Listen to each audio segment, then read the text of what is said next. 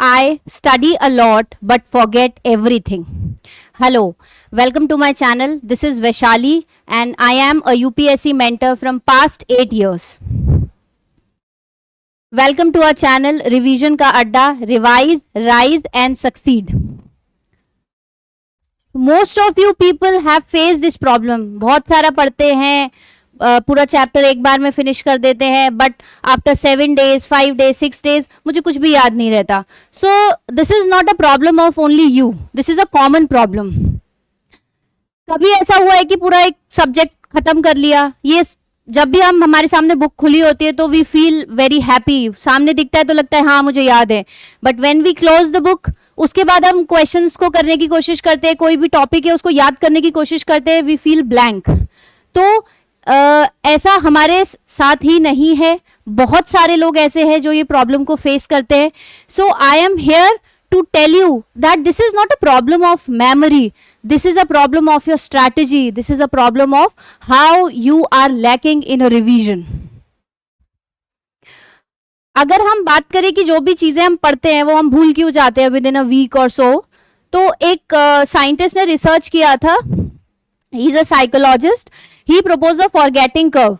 तो उन्होंने बताया था कि 24 घंटे बाद जो भी हम उस दिन पढ़ते हैं, so after 25 there is a tendency of our brain to remember only 50 to 60% जो कुछ भी हमने पढ़ा है या जो कुछ भी उस दिन हमने याद किया है. So this is a natural process. इसमें ऐसा घबराने की बात नहीं है कि यार मुझे याद नहीं रहता है, नहीं, ये एक नेचुरल साइकोलॉजिकल प्रॉब्लम है. स्टिल हम जैसे छोटी छोटी चीजों को हम बार बार रिवाइज करते हैं. अच्छा, एक एग्जाम्पल के तौर पे हम अपने आसपास देखते भी हैं. आपने कभी ऑब्जर्व किया है कि जो छोटी सी चींटी होती है, when they move in a group, जब सारी चींटियां एक साथ एक ग्रुप में मूव करती है तो एक ट्रेल फॉर्म हो जाता है. वो तो बहुत छोटा सा प्राणी है, राइट? और जब वो लोग ग्रुप में कंसिस्टेंटली छोटे छोटे एफर्ट्स के साथ काम करते हैं तो आपको एक लंबी सी ट्रेल दिखाई देती है. किसी भी आप ग्राउंड पे देखो, घास का मैदान है, बड़ी बड़ी घास होती है, उनके साइज से तो बड़ी होती है, but with a consistent of efforts they are able to make a trail. So this is an example कि एक छोटा सा प्राणी भी अपने एफर्ट से कितना बड़ा काम कर सकता है, अपने साइज से बड़ा काम कर रहा है. तो we are humans, we have that tendency. तो हम कुछ क्यों नहीं कर सकते? अगर छोटे छोटे प्रयास को किया जाए तो लॉन्ग टर्म में हम बहुत अच्छा कर सकते हैं.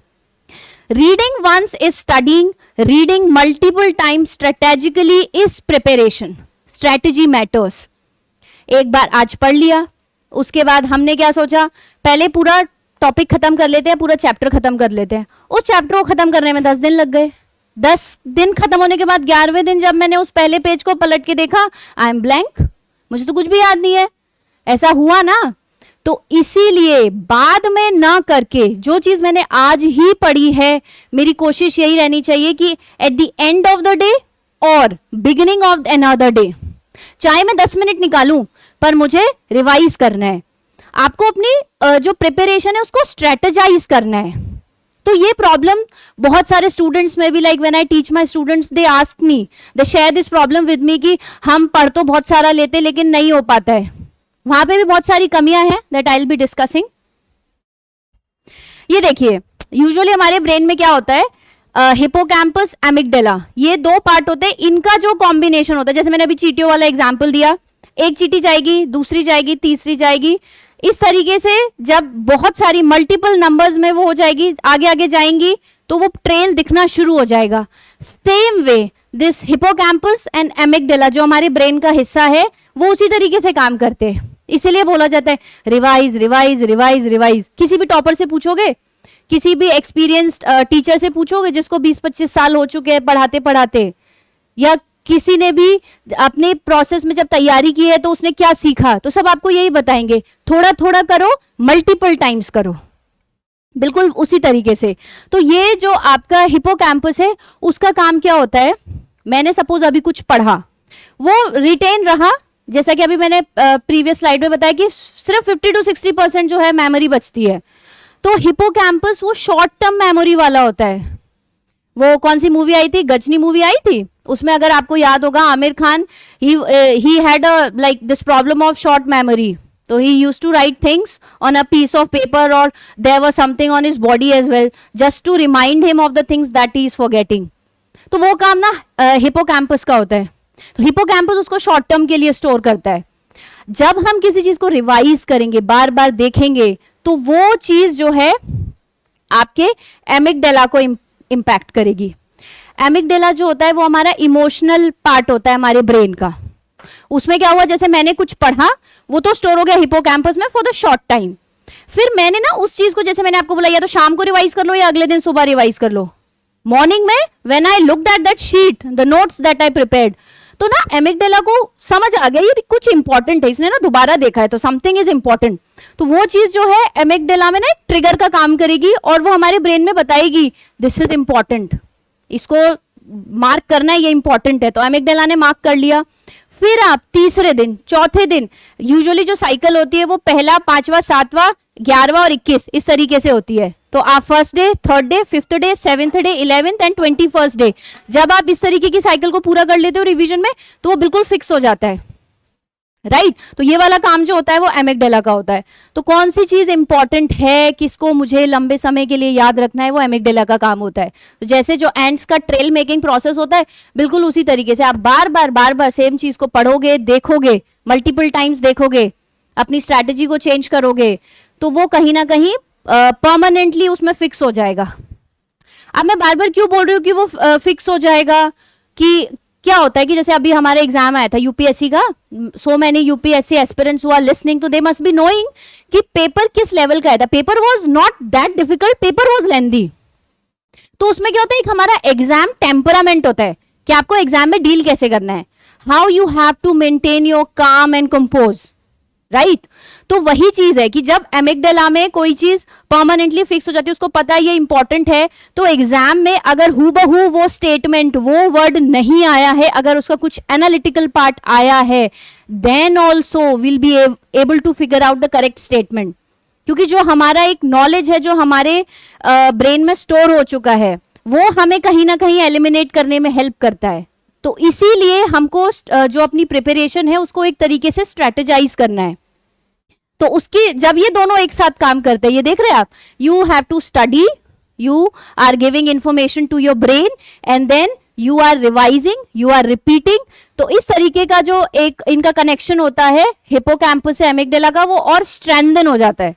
जितना ज्यादा स्ट्रेंथन होगा उतनी मेमोरी जो है आप लंबे टाइम तक रिटेन कर पाओगे. This will help you in retention. तो इसीलिए लॉन्ग टर्म मेमोरी के लिए उसको बार बार रिवाइज करना जरूरी होता है.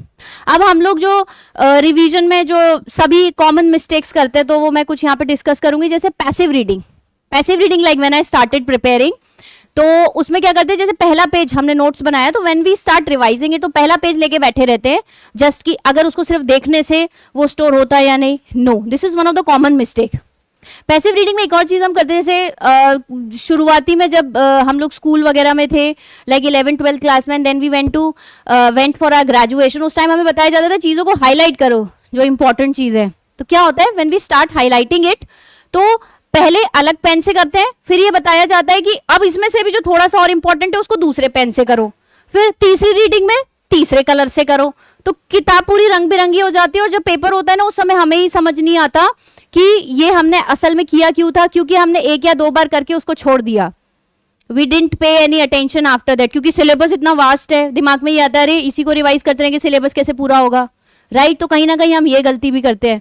दूसरा, रिवाइजिंग एवरीथिंग इक्वली. नो, हर चीज उतनी इंपॉर्टेंट नहीं होती. This is one of the main problem students are facing. अरे भैया आप यूपीएससी की तैयारी करें, इतने सारे सब्जेक्ट्स हैं, हर टॉपिक इंपॉर्टेंट नहीं है.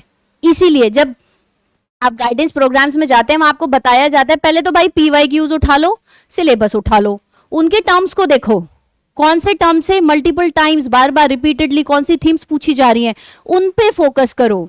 Rather than having a bulky notes, make the notes that can be revised easily right before the examination. Alright, तो वो बार बार प्रैक्टिस करने से आएगा, इतनी जल्दी नहीं आता है. तीसरा है नो रिवीजन शेड्यूल. कईयों का तो कोई शेड्यूल ही नहीं होता. मैंने आज पढ़ लिया, शाम का मन किया तो उसको देख लिया, नहीं तो 10 दिन बाद उठा के देखा. ठीक है, उस टाइम अगर मुझे कुछ और इंपॉर्टेंट, अरे नहीं यार ये चीज ज्यादा इंपॉर्टेंट है, पहले इसको देख लेता हूं, तो वो चीज मैंने स्किप कर दी। तो मेरा कोई प्रॉपर शेड्यूल ही नहीं है, मैंने इतनी देर पढ़ना है, फिर इतनी देर रिवाइज करना है, फिर इसके बाद इसके क्वेश्चंस करने हैं, वो फिक्स नहीं है। तो वो चीज पे आपको बड़ा ध्यान रखना है कि अपना एक शेड्यूल बनाना है। उसके बाद है मेकिंग एंडलेस नोट्स। आजकल क्या है, इतना सारे सोर्सेज अवेलेबल हैं कि हमारे लिए फिगर आउट करना बहुत मुश्किल हो जाता है, भैया कौन सा अच्छा है, कौन सा सही चीजें बता रहा है, किसके सोर्सेज सही है। हमने बस टाइप किया, 20-25 उस टॉपिक से रिलेटेड वीडियोस आ गई और उसमें से भी रैंडमली हमने कोई देख ली, ठीक है। 15 दिन बाद 20 दिन बाद अगर उस टॉपिक का टेस्ट हुआ, मेरे को रिवाइज करने का टाइम नहीं मिला, तो मैंने रैंडमली फिर से वो टाइप किया, कोई और वीडियो देख लिया। उससे क्या हुआ, जब मैंने पहला वाला जो सोर्स से मैंने पढ़ा था, जो मैंने नोट्स बनाए थे, उनको मैंने देखा नहीं, और बाई चांस अगर उनको देखने की भी कोशिश हुई, क्योंकि मैंने 15 दिन बाद उठाया तो मुझे तो पता ही नहीं है मैंने उसमें क्या लिखा था, राइट। तो मैंने जब उसको 15 दिन बाद मैं देख रहा हूं तो मुझे ही नहीं पता कि इसको मैंने किस कॉन्टेक्स्ट में लिखा था। तो हम क्या करेंगे, अरे यार अब मैं इसको दोबारा वो वाला चीज देखूंगा, इससे अच्छा फटाफट से कोई शॉर्ट वीडियो देख लेता हूं और मेरा काम चल जाएगा। नहीं, दिस क्रिएट्स अ मेस। इतना मैसी हो जाता है ना ब्रेन में, फिर ब्रेन भी एग्जाम टाइम में कहता है भग, कुछ याद नहीं है मेरे को, क्या करेगा पेपर में, राइट। तो इसीलिए अपने जो नोट्स हैं उनको इतना बल्कि मत बनाओ। 7-8 बार रिवाइज कर लोगे ना, you will be ready with a 1 A4 sheet. उसमें तुम्हारा मेंस का काम भी चल जाएगा, और प्रीलिम्स के लिए जो बनाओगे उसमें जो इंपॉर्टेंट आपके, इसमें क्या होता है, डेटा होता है, इंपॉर्टेंट फिगर्स होते हैं, इंपॉर्टेंट स्कीम्स हो गई, ठीक है। तो इन चीजों को जब हम थोड़ा सा ध्यान रखते हैं तो हमारे पास बहुत शॉर्ट और क्रिस्प नोट्स आ जाते हैं। तो उसको आप रिवाइज करने में शुरू में शायद 15 मिनट लगेंगे, लेकिन जब चौथी 5वीं बार उस शीट को रिवाइज करोगे, आप 1 या 2 मिनट में रिवाइज कर लोगे। तो वो आपका एग्जाम टाइम में प्रीलिम्स में भी हेल्प करता है, और मेंस में तो 1 पेपर नोट मस्ट है ही। 3 घंटे एग्जाम देने से पहले जो बीच में एक ब्रेक मिलता है ना, उसमें आप बल्कि चीज रिवाइज ही नहीं कर पाओगे।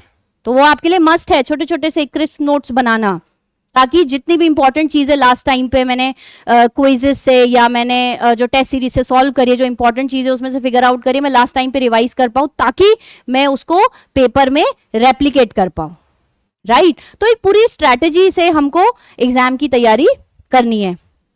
पावरफुल कुछ रिवीजन टेक्निक्स हैं, जैसे आप जो गलतियां कर रहे थे आगे फ्यूचर में, if you come across this video, तो किस तरीके से आपको इंप्रोवाइज करना है, राइट।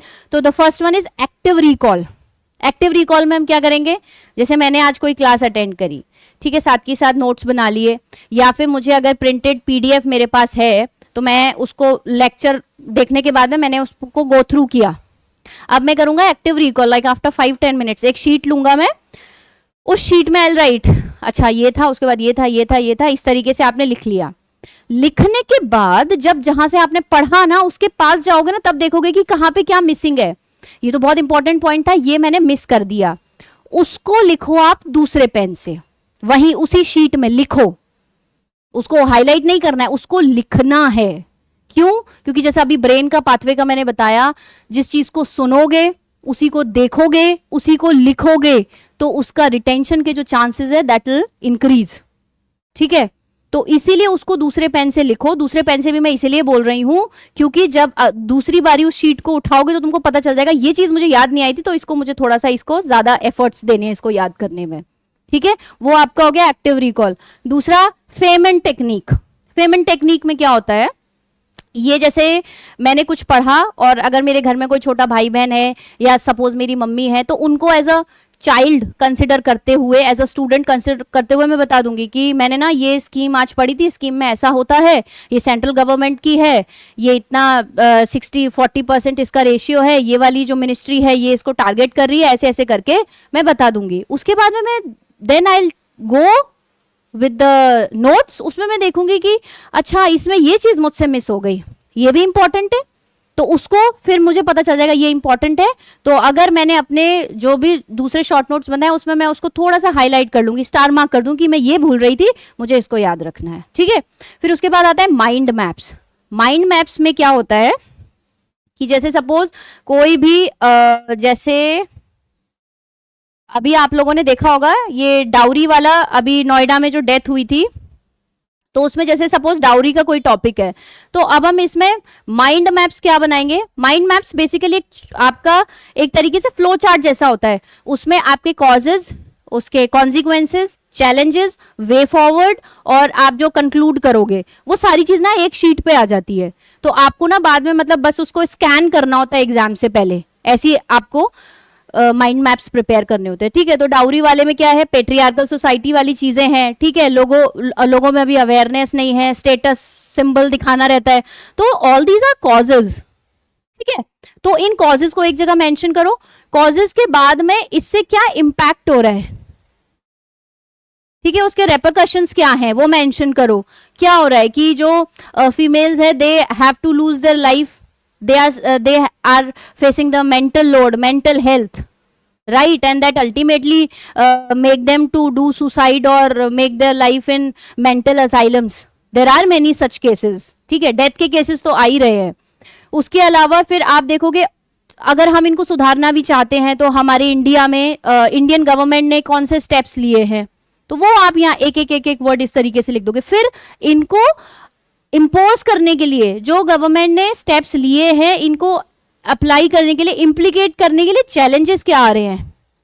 ठीक है, तो आपके कॉजेज हो गया, इम्पैक्ट हो गया, स्टेप्स, चैलेंजेस, और उसके बाद में आप यहां पे लिखोगे कि क्या वे फॉरवर्ड है। मैं कुछ ऐसा क्या सजेस्ट करूं अपने आंसर में, क्या लिखूं कि जो थोड़ा फ्यूचरिस्टिक भी हो और थोड़ा ऑप्टिमिस्टिक भी हो।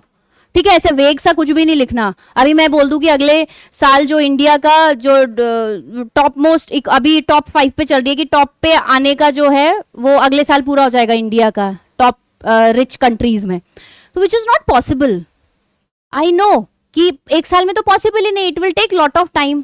ठीक है, या फिर मैं कुछ ऐसा लिख दूं उसमें कि 2 साल में हम जो है अपना net zero carbon emission achieve कर लेंगे। Is it possible? नहीं। तो इसीलिए कंक्लूजन या वे फॉरवर्ड भी हमको ऐसा लिखना है जो अचीवेबल हो, जो थोड़ा सा फ्यूचरिस्टिक लगे, पॉसिबल लगे।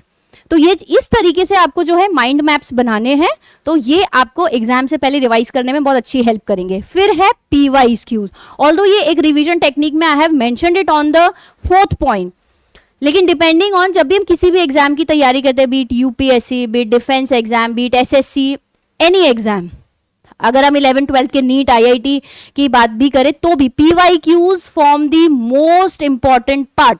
जब तक आप PYQs नहीं देखोगे आपको पता ही नहीं चलेगा किस लेवल के क्वेश्चंस आ रहे हैं। सारे जब से स्टार्ट हुआ है तब से लेके अब तक प्रेजेंट का सारा नहीं कर पाते तो एटलीस्ट 10 years, उससे क्या होता है, क्या चेंज हो रहा है, प्रेजेंट में क्या ट्रेंड चल रहा है, उसका आइडिया हो जाएगा। तो PYQ सबसे पहले जब भी किसी एग्जाम की तैयारी करते हैं ना, कि हम जब ग्रेजुएशन के बाद जब हमारे लिए बहुत मुश्किल होता है डिसाइड करना भाई किसकी तैयारी करें, पहले PYQs देखो, उससे ना हमको पता चल जाएगा अपना भी क्या स्टैंडर्ड है, मेरे अंदर कितना जज्बा है, मैं इतनी मेहनत कर पाऊंगा, कौन से एग्जाम के लिए कर पाऊंगा, तो उसका आइडिया भी अपने को PYQ से लगेगा। फिर है अपना रिवीजन शीट्स। अब जो मैं बताई थी रिवीजन शीट्स में आप facts, data, reports, schemes, keywords. अब क्या है कि जैसे हम आंसर्स लिखते हैं मेंस में, आजकल तो बहुत सारे एग्जाम्स जो है आपके 3 स्टेप प्रोसेस वाले हो गए हैं, प्रीलिम्स भी होता है, मेंस भी होता है, इंटरव्यू भी होता है। जो दूसरे लेवल के होते हैं उसमें आपके एटलीस्ट 2 लेवल्स तो होते ही होते हैं। ठीक है, जहाँ पे आपको ऐसे लिखना पड़ता है, इंग्लिश का वो होता है, राइट। तो इसमें ये सारी चीजें जो है आपको ध्यान रखनी है। Schemes are very important. आपको जो मेंस में आंसर राइटिंग के लिए आते हैं तो स्कीम्स आप कहीं पे भी इनकॉर्पोरेट कर सकते हो कि अगर गवर्नमेंट ने कोई स्टेप उठाया है तो इसके थ्रू शायद हम इस चीज को अचीव कर सकते हैं, राइट। तो ये एक आपका रिवीजन शीट बन जाएगी लास्ट में, जो मैंने आपको बोला था एक A4 sheet is sufficient for 1 topic. तो जैसे मैं UPSC की बात करूं 300 से 400 मेन थीम्स हैं, तो उतनी ही आपको शीट्स बनानी है मेंस के लिए। ठीक है, क्योंकि वहां एग्जाम में आपको per answer on an average you get 9 minutes to write an answer. ठीक है, अब उसमें से भी आधा सेकंड, वो आधा मिनट तुमको क्वेश्चन पढ़ के समझने में लगेगा इसमें लिखना क्या है, आधा मिनट तुम उसको थोड़ा सा तो दिमाग में बनाओगे ना एक फ्लो कि मुझे ऐसे ऐसे लिखना है, ऐसे कुछ भी लिखने तो नहीं बैठ जाओगे। ऑलराइट, तो इसीलिए तो ये जो रिवीजन शीट्स आपकी बनती है इसमें आप बिल्कुल उसी तरीके से लिखते हो कि अगर इस टॉपिक से रिलेटेड कुछ भी आ गया तो I will start with this no matter what. मेरा इंट्रो तैयार है, मेरा कंक्लूजन तैयार है, बीच में मुझे क्या करना है वो क्वेश्चन की डिमांड के हिसाब से मैं करूंगा यूजिंग द फैक्ट्स, डेटा किसी रिपोर्ट से आया है, गवर्नमेंट ने कोई स्कीम निकाली है, उस स्कीम का टारगेट ग्रुप कौन सा है, उसको लिख के फिर कोई कोट, जनरली हम एथिक्स वगैरह में पढ़ते हैं या द हिंदू में कोट्स वगैरह, जैसे कोई फेमस पर्सनालिटीज है, उन्होंने कुछ किसी एक टॉपिक पे लिखा, तो चांसेस आर देयर कि उसमें आपको कोट भी मिलेगी, तो उनको नोट डाउन करो। तो ये पूरा एक लॉन्ग जर्नी होती है, इसमें ना छोटी छोटी चीजें, छोटे छोटे से ही आपको शुरुआत करनी पड़ती है, और यही थोड़ी थोड़ी थोड़ी चीजें बाद में आपको कितना अच्छा रिजल्ट देती है कि एग्जाम में आप स्ट्रेस फ्री होकर अपना एग्जाम कर पाते हो, जिसको बोलते हैं एग्जाम टेम्परामेंट। तो वैसे ही डेवलप नहीं होता, it takes time, it takes 2 years 1 year depending upon कौन से एग्जाम की तैयारी करते हो। तो दिस टाइम जो यूपीएससी का एग्जाम था, it was, the commission was testing कि आप पेपर में कितना कूल रह के क्वेश्चंस को कर सकते हो।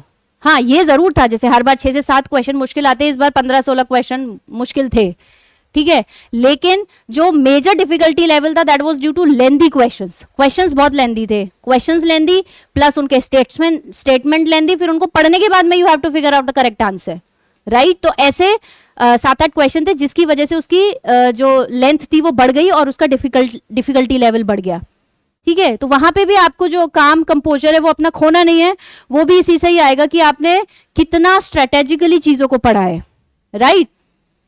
अब जैसे यहाँ पे अगर मैं एक रिवीजन प्लान की बात करूं तो हमें क्या करना चाहिए, तो जनरली हम लोग क्या करते हैं, पढ़ते रहते, हफ्ता पढ़ लिया, 10 दिन पढ़ लिया, 15 दिन पढ़ लिया, महीने के एंड में याद आता है अरे अब थोड़ा सा रिवाइज भी कर लेते हैं।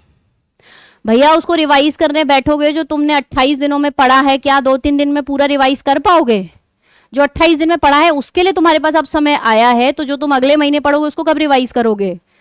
तो इसीलिए इंपॉर्टेंट है कि पहले दिन से ही रिवीजन को अपना तैयारी का हिस्सा बनाओ। If you are studying for 6 hours तो एटलीस्ट 2 घंटे तो रिवाइज करो ही करो, ठीक है। अब 2 घंटे क्यों? अगर डिपेंडिंग अपॉन कितने तुम सब्जेक्ट कर रहे हो, जैसे कई स्टूडेंट्स के साथ ऐसा होता है कि एक सब्जेक्ट पढ़ लिया 2.5-3 घंटे, तो उससे बोरियत हो गई, then they took the another subject, या एक चैप्टर से बोरियत हो गई तो कोई दूसरा इंटरेस्टिंग सा टॉपिक उठा लिया। तो जो चीजें पढ़ रहे हो ना, तो 2 घंटे क्यों लग रहे? क्यों? आपने वो टॉपिक पढ़ा, then you revised it, then you did the active recalling, जो पेपर पे मैंने बोला उसको लिख के देखो मेरे को क्या याद आ रहा है क्या नहीं आ रहा, and then you saw the PYQs, पुराने क्वेश्चंस देखे। ये चीजें तुमने अगर हफ्ते में 5 दिन कर ली, तो जो 6वां और 7वां दिन बचता है हफ्ते का, वीकेंड का, सैटरडे संडे का, उस दिन जो है अपने नए क्वेश्चंस लगाओ, आंसर्स चेक करो, कहां गलती कर रहे हो उसको फिर उस शीट में डालो जो तुम रिवीजन शीट तैयार कर रहे हो, शॉर्ट क्रिस्प वाली, ठीक है। और जब तुम्हारा दूसरे शेड्यूल में आएगा इसी चीज को रिवाइज करना, तो साथ के साथ उसको रिवाइज करो। तो this is an important strategy. यहाँ मैंने 6 घंटे मेंशन किया है क्योंकि ये एक नेचुरल कैपेसिटी होती है किसी भी इंसान की, एटलीस्ट 6 घंटे तो वो पढ़ सकता है। बाकी अपनी श्रद्धा है, 8 घंटे पढ़ लो, 10-12, बाकी जब मेंस और प्रीलिम्स के पास तो बच्चे 14-14 घंटे भी पढ़ते हैं, वो सबकी अपनी अपनी कैपेसिटी होती है। इसमें कोई किसी से कंपैरिजन या कंपटीशन नहीं है, उसने 13 घंटे पढ़ा तो मैं 14 पढ़ूंगा, नहीं। और अगर आपने पूरी साल कंसिस्टेंटली रिवाइज किया है, मेहनत की है ना, तो 6 और 8 घंटे में काम चल जाता है, फिर इतना पैनिक करने की जरूरत नहीं है। Weekends dedicated to revision and question practising. Believe me, जितने ज्यादा क्वेश्चंस प्रैक्टिस करोगे उतना ही chances of getting right answer in the examination hall. AC room में खड़े होके बातें करना बड़ा आसान होता है, लेकिन वहां जब हम एग्जाम हॉल में बैठते हैं ना, गर्मी में बैठते हैं, पंखा चल रहा है नहीं चल रहा है, जो सीट कंफर्टेबल मिल रही है नहीं मिल रही है, वो भी उस पर भी डिपेंड करता है कि हमारा आसपास का जो माहौल है, एम्बियंस है, वो कैसा है।